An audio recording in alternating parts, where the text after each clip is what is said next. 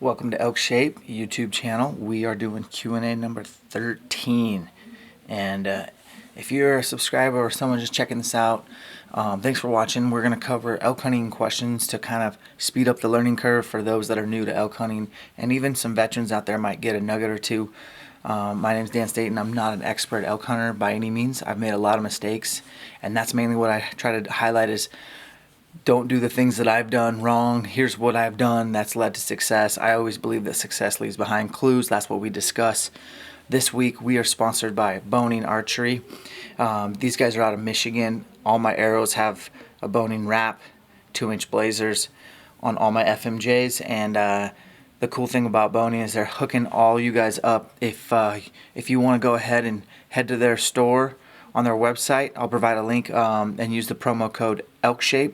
You're going to get 20% off your order online. So check them out if you need some, some veins, some wraps, anything, They have quivers, they have string wax, a ton of accessory stuff for your archery arsenal. Check them out, and I really appreciate your support, Boning. So hopefully you guys can take advantage of that awesome promo code. If you have questions for me, you can send them to elkshape@gmail.com. If I use your question or answer your question, follow up with me. Let me know your name, your address, t-shirt size, hat size. I may send you a decal or shirt or hat while supplies last. All this is powered by you guys that are interested in, basically picking my brain on what I've done wrong and right. Elk hunting, I'll try to give you the best insight I can, and if I don't know, I'll just tell you I don't know. Let's get started. This is from Leo Burliner. When you're elk calling, do you locate the elk and move in, or bugle and let the elk come to you? I think, generally speaking, I'd like to let the elk do what they do without them knowing I'm there. So if elk are bugling on their own, I don't interrupt. Even if there's like my perfect scenario is usually like a herd bull pushing elk from feeding to bedding, and he's got a handful of satellite bulls that are pestering his cows while he's trying to gather the herd and push the herd. He's going to bugle back at them, and you should be able to move in on one of them. If you just throw out a locator off of a ridge and 30 seconds later one bugles back at you, you got to make a move.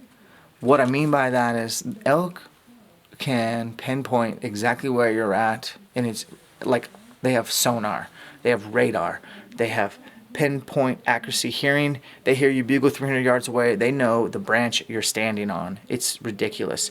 So when hunting by myself, and if I'm calling in bulls, this has worked well on satellite bulls. Say I get a bull to answer me, I throw out maybe a cow. I just did a locator bugle, he hits me back. I throw out a couple cow calls. He's like, whoa, he's got some cows. All of a sudden, he sounds a little bit closer, and his bugle sounds a little more threatening or a little more interested. I may hit him up with a couple more cow calls or one cow call. I may ice him. I may hit him back with a bugle. But whatever I do, I'm not going to stay where I made my last sound. So let's just say I bugle right back at him, get aggressive. Well, as soon as I'm done with that bugle, I'm moving up 50 yards because he knows where I was standing. Too many people bugle and stay where they're at, and the elk are going to come in and they're going to hang up at 30 to 50 yards, and you're not going to get a shot. But if you call and move forward with the wind in your face, those elk are not going to know that you move forward. And you don't have to be like a ninja and super quiet elk hunting. Just haul your ass up there 50 yards. If you break a branch, not a big deal. Lots of elk make lots of sounds. It's the beauty of elk hunting. But call and move up. Make that like a principle, and you will be more successful than the guy who calls and stands still. And so that's worked really well for me. Yeah, I just don't ever sit still. I try to always kind of push the pace, move forward, but I never bugle or cow call and stand still. I always move forward, assuming the elk will know exactly where I was standing and will be working its way towards that exact position. Probably one of the most overlooked pieces of advice, but take heed. That is really important information to be successful while elk hunting. Thanks for the super simple question, Leo. I think that's one of the best ones we've had, and I hope that works for you. Question from Greg Salmons. He wants to basically know what I think about back tension release aids. He knows that he's pretty good at 40 and under, but he wants to extend his effective range past that. He wants to hear what my thoughts are on it or any advice. And then he also wants to know if I use a single pin or multi without adjustment. So Greg, let me answer your release question. I grabbed some releases out of my bag. This is a hinge back tension. I think it's called the black hole from Scott. This is an HTM release that I picked up from Jim Burnworth. He turned me on to this. I'll go over that in a second. Carter Honey, Carter Too Simple, Scott XT. Now I will say that the Scott XT is the one that I've probably killed most of my animals with. It's fixed and it just hooks on, and you can wrap your index finger around that and pull through. Great. I may end up using this year. The HTM is one that you hook onto your D-loop. With these two fingers you pull back, wrap your index around, and the trigger is right here. So the pressure from your index as you're pulling through will let that basically get that trigger to go off. So you can shoot this like back tension really easily. This is a great one. I use this in practice. I've never used it in hunting. I probably wouldn't. So this is like your true no safety back tension. I use this from time to time. This is the real deal though.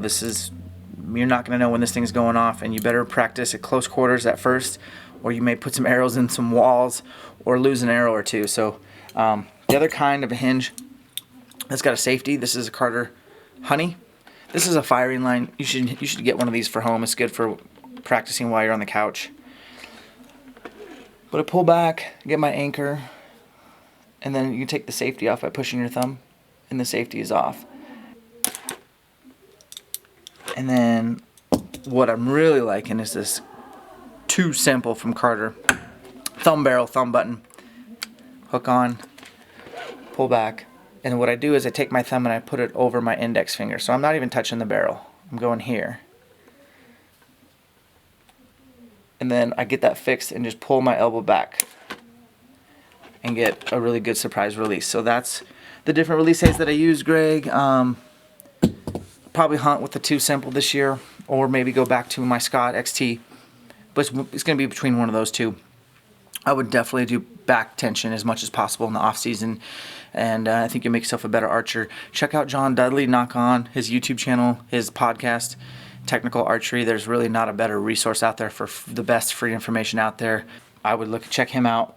Keep working on your craft, buy a bunch of different releases, and integrate them all. And then as far as sights go, I've talked about it before, but quickly, I use a single and a fixed. It's a combined. It's called an Option 4 from Option Archery, Dan Evans.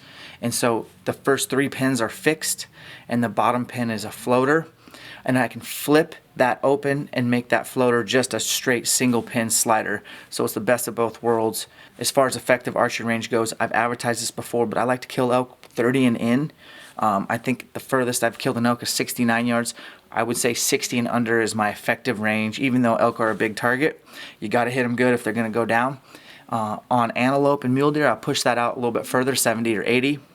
I can hit groups out to 100, but I don't say that that's my effective range in the field with wind, with adrenaline, with under duress. So you need to take those things into consideration. Whitetail, I like them at 20. They're a real cagey animal.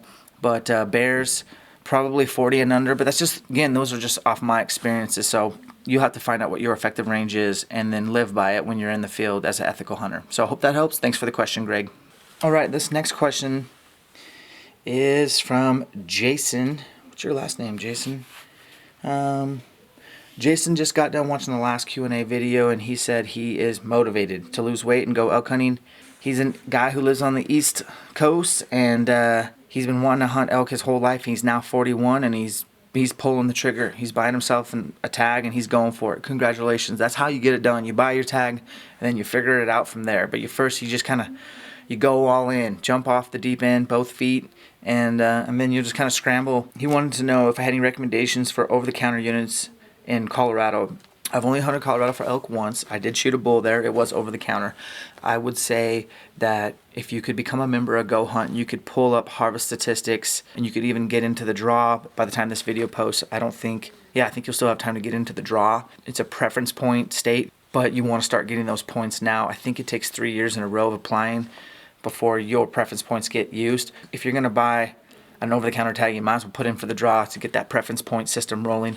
If that doesn't make sense, basically what I'm saying is it takes a couple years to even be able to have a chance in Colorado. So you got to start getting points now, and you can just get a preference point. You can just go on and pay the preference point. They will take your money, but they'll refund you less their fee, so you'll get almost all your money back do that. As far as over-the-counter units, I'm not an expert. I would go to Go Hunt and I would look up their over-the-counter units, and I would try to find the best elk densities, the best bull to cow ratio, the best harvest success. The thing I don't like about Colorado is a lot of their units have muzzleloader starting right when the elk rut goes good. Now they have muzzleloader overlapping with archery, so you have to compete with muzzleloaders, but there's some great units and there's some big mountains, and you can get away from people, and the better shape you are, the better experience you're going to have in Colorado. Just know that. If you're thinking about over-the-counter areas, I'd also look into Montana. Their general season has 6 weeks archery, 5 weeks rifle. It's phenomenal, and it's a huge state. So I like Montana better than Colorado for over-the-counter stuff, and Idaho as well. Idaho's got some pretty good stuff. Think about that. He's at 270 pounds, and he wants to get down to 220, so drop 50 pounds. You can lose about 2 to 3 pounds of fat a week safely. So you're looking at about, let's just say 10 pounds a month. And as each month goes, it's going to get harder and harder because your body will try to adapt. You're looking at 50 pounds or 5 months. You have a realistic goal, but you're going to take a lot of work. And 80% of your work is going to start in the kitchen. And your first question was about Mountain Ops Conquer Weight Loss Combo. And so again, I've said it before, supplements is your tie. First put on your shirt, meaning nutrition. You need to have a well-rounded diet full of, meats, vegetables, nuts, seeds, some fruit, little starch, zero sugar. That's meats from lean animal sources or fish, chicken, turkey, eggs, wild game, and then vegetables. Carbohydrate sources is mostly vegetables, some fruits, and the fruits to avoid are probably like bananas. Believe it or not, they break down pretty fast, and I don't want to get into too much of the science, but bananas do break down fast. Any fruit that has a last name berry is going to be a good choice. Strawberry, blueberry, raspberry, blackberries, etc., etc. So nuts and seeds, cooking oils, things that are good, clean, quality, fabulous fats. Little starches, so avoid your potatoes, avoid your breads and your pastas, and watch out for your sugars. Don't drink sugar. Don't put sugar in your coffee. Don't drink pop. Don't drink Gatorade. Just cut out all sugars. Drink water. And then look into your Mountain Ops Weight Loss Conquer program. Replace one of your meals with the ammo. Get on the Renew, that cleanser. Get on a multivitamin. Get on the Enduro during the day, or try their new pre-workout Ignite, or the Standby Yeti. Those things will help. But nutrition, I didn't even talk about working out, because nutrition is going to do 80% of your weight loss. And so that's where it all starts, in the kitchen. And to lose weight safely, you can't do it fast. And it's never convenient. In fact, convenience is what kills most people. They don't plan and prepare their meals. They get very hungry, and out of convenience, they make a poor nutrition decision, eating fast food or throwing something together really fast. If you would just take one day out of the week and basically do some meal prep, you can make your clean carbs from yams, sweet potatoes, butternut squash, spaghetti squash, some rices. You could bake or grill your steaks, your chicken, your fish, and Tupperware it up, weigh and measure it, figure out what serving sizes are best for you, and you can come in there eating 5-6 small meals a day. That's what I would do. I wouldn't go on any fad diet, like some ketogenic diet or some low carb diet. You need carbs, but you need to have a well-rounded approach. Good clean fats, good low fat sources of protein, and good clean carbs, and balance out your meals. That's what I would do. I already talked about the Mountain Ups products that I recommend. As far as workouts go, I would just say total body, find a boot camp, join a CrossFit, hike with your pack, sweat every day. Even on your rest days, just do something nice and leisurely. Ride a bike, find a buddy to work out with. You guys can hold each other accountable. Have a basically an agreed workout time, so when you don't feel like working out, you know that you're obligated because your buddy's waiting for you. I would work out early in the mornings before work, because no one has much going on in the mornings. Their wife doesn't ask them to go stop at the grocery store or run an errand for them. No banks are open. No haircut places are open. No oil change places are open. All your errands and all the crap that you have to do, you can do later, because you've already had your workout banked, and it's 7 in the morning or 6 in the morning, and you've already trained that day. You won the day. So please, I would consider working out in the morning. I hope those things help for you. I feel like that's some pretty decent advice, kind of broad, general information, that there's some nuggets in there that you could take, but I wish you luck, Jason. And again, man, keep me posted on your what state you choose and how much weight you're losing each week. I don't mind the emails. All right, this next one's going to be kind of tricky, but I'm going to say it's from Tanner Dell, and the dude wrote me a novel. And then he also attached kind of his workouts that he's doing, which I don't mind at all. And he has here, work hard now, hunt easy this fall. Very Cameron Haynes-ish. I like that. He's got cardio options, weightlifting options, circuit options, and shooting integrated into his training. And he's got like body exercises like body parts kind of segregated or segmented. This is pretty cool stuff. He's from Iowa. I'm going to kind of give you a brief synopsis. The dude's a hunter. He just got a new bow new to him. He hired an archery coach. That's the ticket. Learn your shot execution. That's awesome. And then now he's wanting to get into elk hunting. He said, check out what I'm doing and tell me what you think. What's the best diet out there? He just kind of wanted me to touch on his overall program. So that's what I'm going to do right now, guys. I know you can't see what he's writing, so I'm just going to kind of explain what he's doing. For his cardio options, he's got a 15-minute jog, 30-minute bike, or 60-minute hike. For his weight options, he's got arms, legs, and he does some push-ups, sit-ups, and squats. Looks like at-home type workout stuff.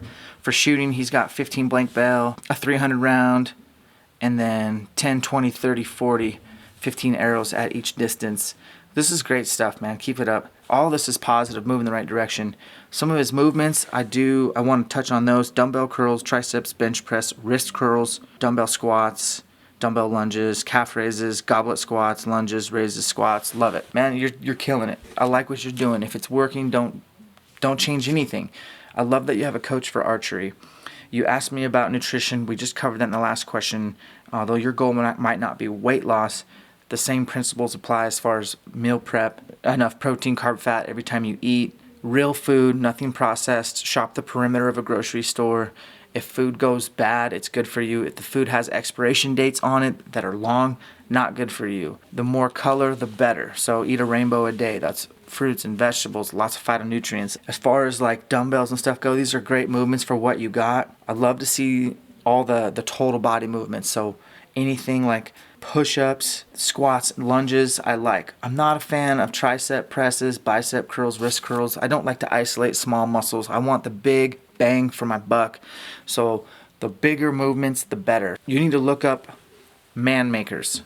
That's an exercise you'll find on the website, any website. Google man makers. Implement those. So as far as your core movements, you have the good ones that I liked is that you squatted, you lunged, and you did push-ups.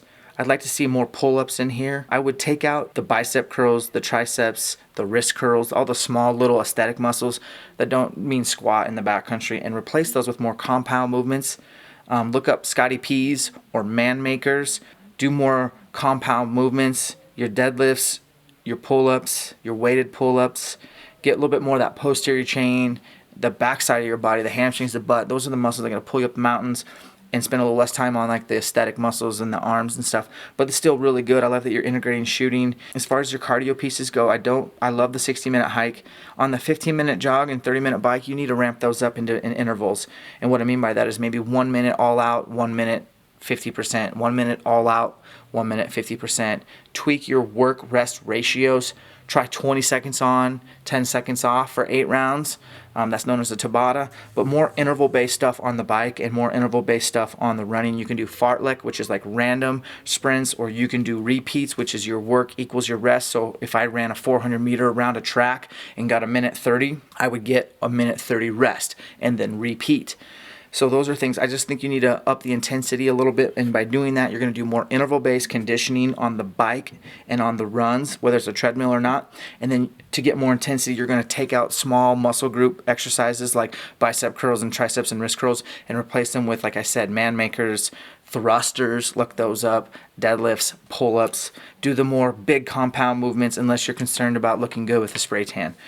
Hope that helps, man. I love that you're really motivated and you hired a coach. I think people can learn from that. Even if you just go out and get a session or two with a shooting coach, shooting proficiency is so far up there on level of importance when it comes to killing an elk. And I think you're getting that. So good luck in 2017, and thanks for the question.